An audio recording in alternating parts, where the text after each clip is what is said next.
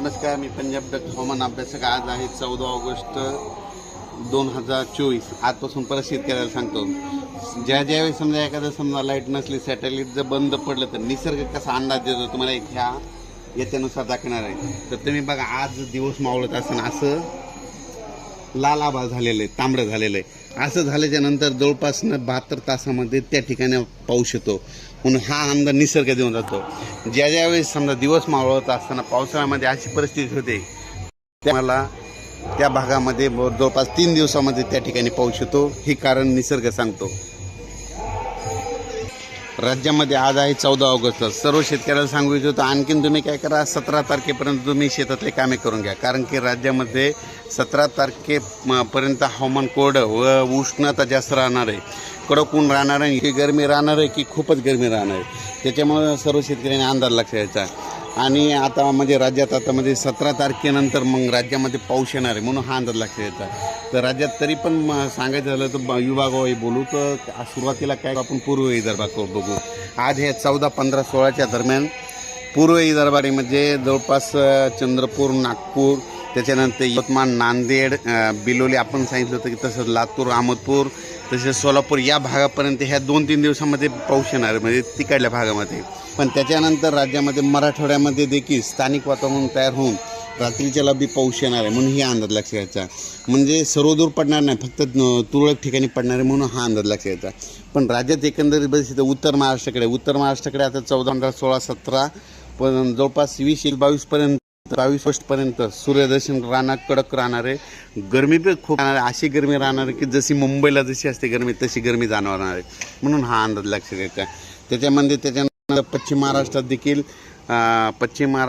त्याच्यानंतर सातारा, सांगली, सोलापूर, कोल्हापूर त्या भागात देखील आणखीन 3 दिवस म्हणजे 17 तारखेपर्यंत 14, 15, 16, 17 ऑगस्टपर्यंत कडक ऊन, गरमी खूप राहणार आहे. आणि त्याच्यानंतर 18च्या नंतर सांगलीकडे देखील पाऊस पडणार आहे, म्हणून हा अंदाज लक्षात घ्यायचा. जर पश्चिम महाराष्ट्रात सातारा, सांगलीकडल्या शेतकऱ्यांनी आणखीन एक काळजी घेण्याची, कारण की परत एकदा पुन्हा आणखीन एकदा जोरात पाऊस पडणार आणि पुन्हा पूर परिस्थिती येऊ शकते, म्हणून हा एक अंदाज सर्व शेतकऱ्यांसाठी देत आहे.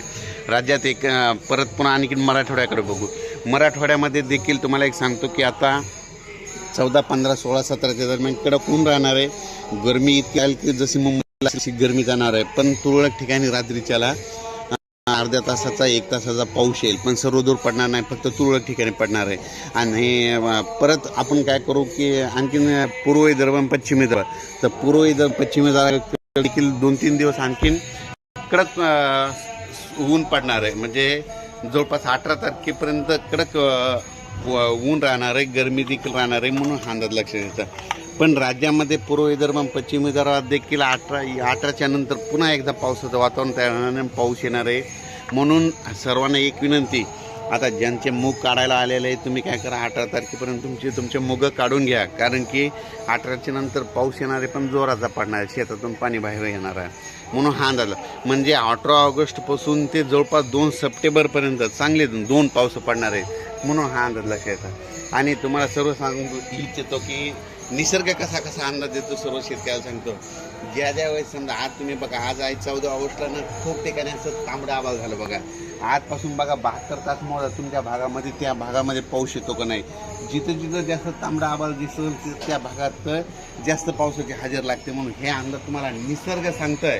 म्हणून हे तुम्हाला एक माहीत असं, म्हणून खास करून परत एक कालच अंदाज दिला होता, पण परत एक आज देत आहे.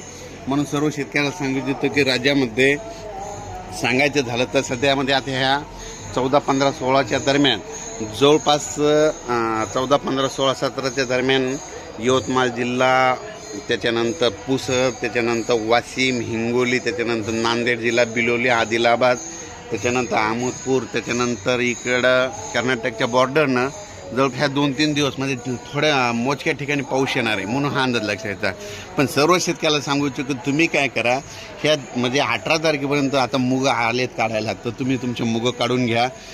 कारण की 18 ते 2 सप्टेंबर तुम्ही चांगला पाऊस आहे. मग त्याच्यानं पाऊस पडल्याच्यानंतर तुमच्या शेतामध्ये हार्वेस्टर जाणार नाहीत. हार्वेस्टर न गेल्यामुळं तुमचे मुगं त्या ठिकाणी अडकून पडतील. त्याच्यामुळं 18 तारखेपर्यंत तुम्ही तुमच्या मुगाची काळजी घ्यावी. आणि अचानक वातावरणात परत मेसेज दिला जाईल. धन्यवाद.